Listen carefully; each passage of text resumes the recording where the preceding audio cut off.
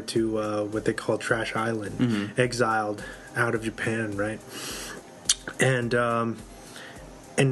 I guess his reason being for this is that they have this kind of dog flu that they think is it's created like mass hysteria, that it's going to transfer to everybody and get everybody sick. So they're like, oh, let's just kick out all the fucking dogs. Yeah. And the story picks up basically. This kid, Atari, wants to. He has like a bodyguard dog, right? And he goes on like this mission to Trash Island to get his dog back because he's like, fuck that, like you know, I love my dog, I need him back, he was loyal to me. So he said it's basically from his perspective, you know, like he's trying to get his dog back, and he meets all these other obstacles and these kind of dogs, and they come together to try to find out what's going on and where his dog is on the island.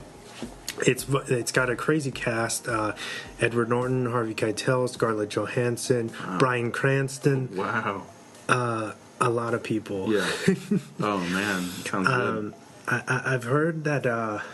I don't know too much about this, but I guess there's a controversy around the film that it's doing like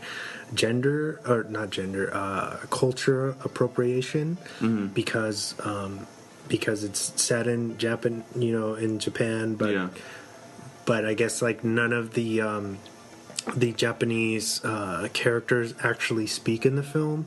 They do, but they have like clever like translators, or they, you know, you have to kind of go on the vibes of what you think is going on. Yeah.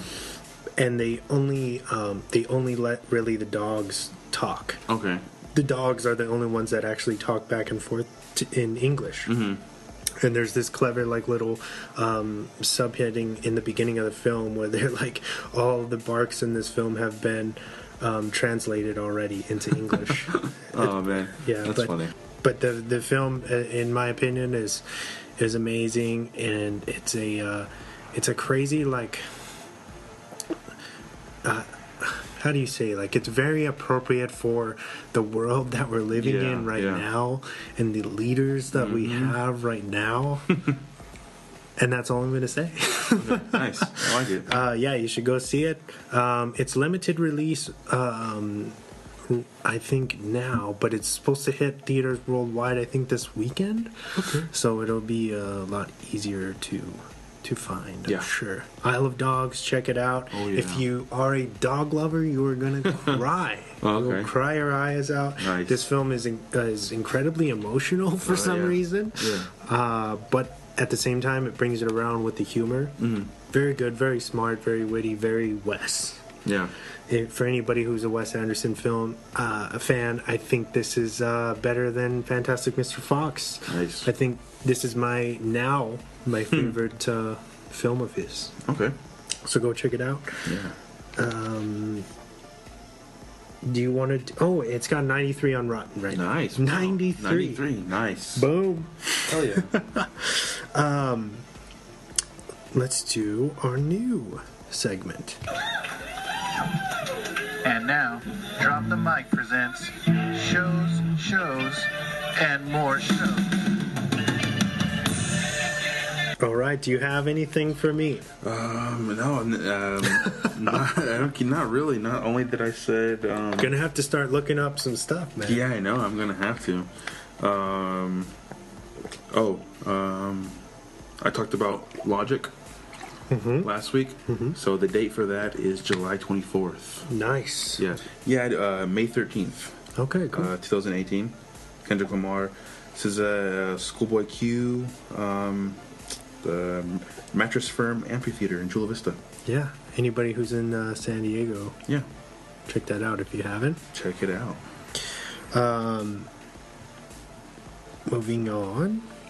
Suicide Machines, We Are the Union, Oceanside Sound System, DJ Selector, and Dr. Bones will be playing Soda Bar Friday, April 27th. Angel Olsen and Priests will be playing Thursday, April 12th, 2018 at Music Box in downtown San Diego. I talked about this show, but it's getting closer, so I wanted to just kind of throw it in there again. I believe I am now going to this, so I'm pretty excited. You guys should check out Angel Olsen. If you haven't, she's like a cool kind of modern folk singer. Okay. Pretty cute, too. Check it out. And if you don't have any more shows, that moves us into, finally, our movie focus of the week. 5, 4, 3, 2, 1. And now for the movie focus of the week. All right, as we said in the beginning, we are talking about The Lost Boys, which is directed by Joel Schumacher. It's rated R. It's from 1987. It's considered a horror comedy. It runs at 1 hour, 38 minutes, and it's got a 74 on Rotten. It's here's a synopsis. A family moves to Santa Carla, California, in hopes to start a new life. Things take a turn for the worse when the two brothers realize the town is being preyed upon by ruthless young vampires. Ooh, spooky.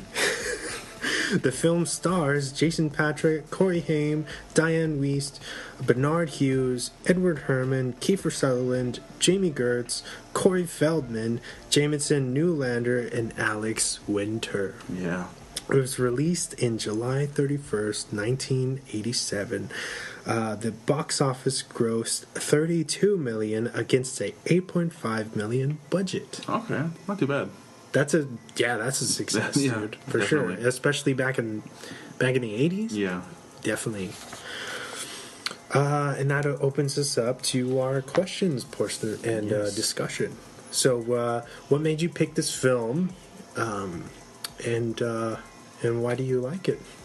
I don't know. I kind of feel like it. This might sound cheesy. I was kind of getting some signs from above, so to say. Okay. I maybe like 2 weeks ago, I actually downloaded the main song that plays throughout the movie.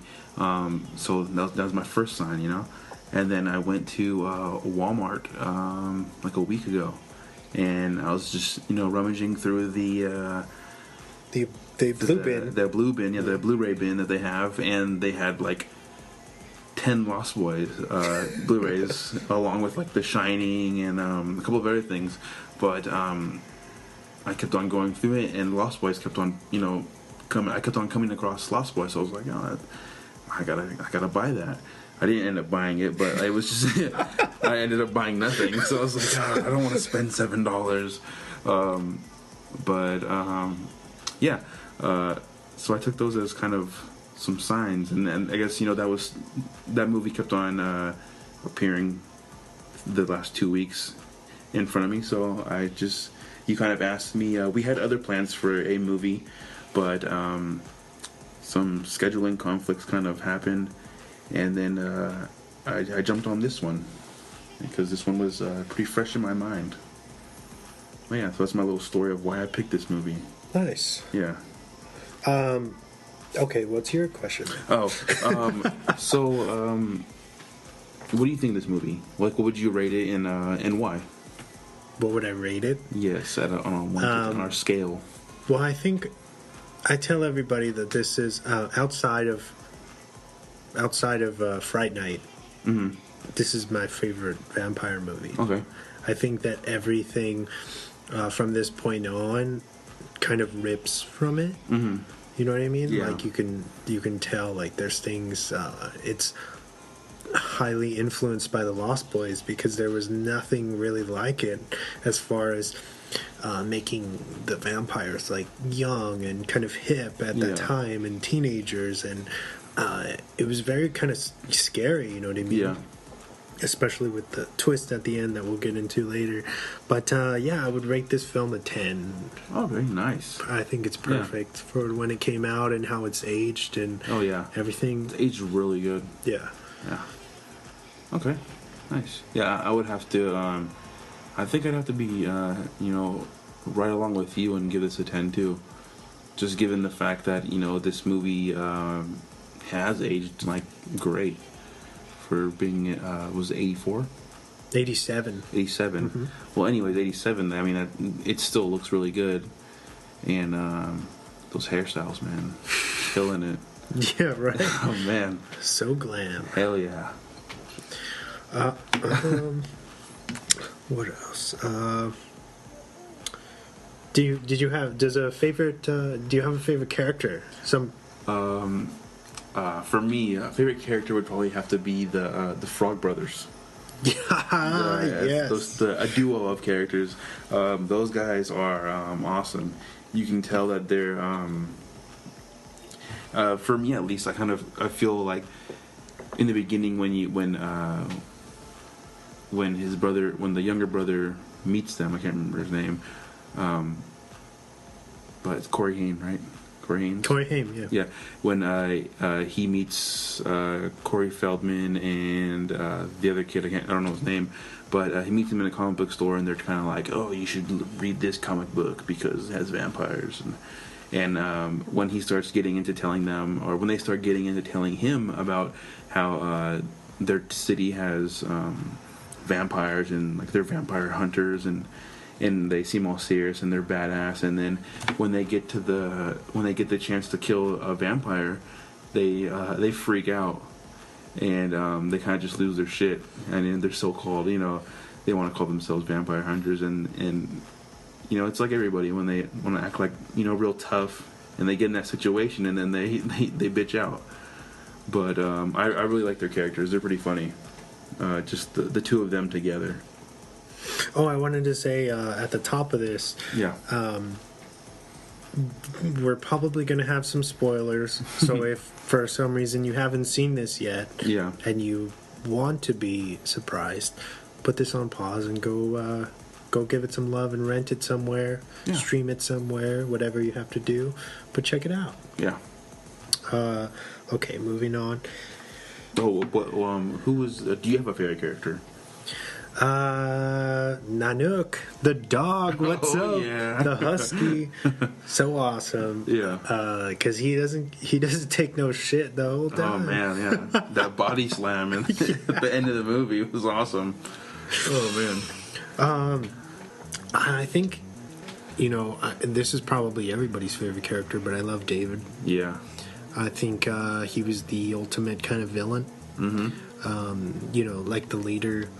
He's menacing. His look was on point. Oh yeah. His dialogue. I think because he has that kind of. Kiefer's always been the kind of cool kid, you know what I mean? Like he gets away with everything because he's kind of handsome or whatever. Yeah. So he's ruggedly handsome. Yeah. So it was kind of cool to see. I remember my mom showed me this movie for the first time. Okay. Fittingly. And what really stuck out to me was how scary he was. Yeah. Like unpredictable. You don't know what he was trying to do with throughout the beginning. Michael. Yeah, you don't really know what's going on with him. Is he trying? He tries to kill him. Then he wants him to join him. Then he's like, "Hey, but by the way, we're immortal. Do you want to be immortal? Let's party. Let's party this forever. Yeah. We don't get old. What's up? Yeah. Yeah. I like that. That was a good way to explain what happened. Yeah, I don't know. But yeah, I think my favorite character I think in this would be probably David. Okay. And how that perfect twist that he's not actually. Everybody assumes that he's the head vampire because of how kind of like smooth and kind of he's kind of crazy and he doesn't care about anything, and it really isn't him. He's just a pawn as well, and it ends up being the love interest of the mom later on, as you find out, which was a crazy twist. I can't imagine seeing this in the theater and then that happening. Pretty awesome. Yeah, I think. Let me ask you a question now. What was your favorite vampire death? Ooh. I think it's a tie between when they're in the cave, since that's so cool, and Alex Winter, I love him. Yeah, that's actually him who dies. One of the Corey Feldman stakes him in the heart while he's hanging upside down, and that's the first real vampire kill, right? In the film, where they actually get the balls to actually do something. They go and they find them in their hideout while they're sleeping during the day, and they go in and they're